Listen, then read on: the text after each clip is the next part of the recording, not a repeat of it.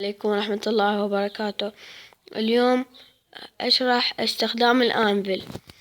طبعا أكو نص الناس ما يعرفون هذا الشي. هو هذا مثلا هسه هذا قروي، نجيبه نسميه أي اسم. أنا سميته بس بنقاط خضرا واحد، شفيع لأن يشبه هذا أبو خشم. شوفوا هذا اسمه. والشي الثاني هذا مثلا هسه انت عندك خريطة، تدوس انشاء خريطة، هاي انت ما ظاهر بيها، بس لما تيجي هنا وتحط الخريطة وتحط البوصلة راح تطلعها وتصير هاي. شوفوا هذا الشي الابيض هذا هو انت. شوفوا هاي بس تحط بوصلة. ايه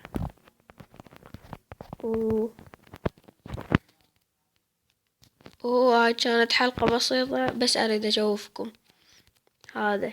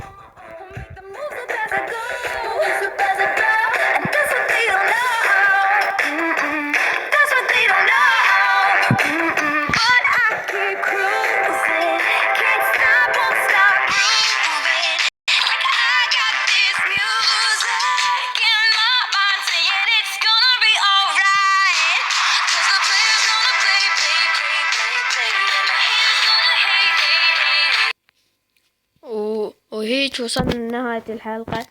هاي كانت حلقة بسيطة، بس ان شاء الله اللي يعني هستوى عرف هاي المعلومة يحط لايك. يلا حط لايك، هسه هي الدنيا خربانة، ومع السلامة.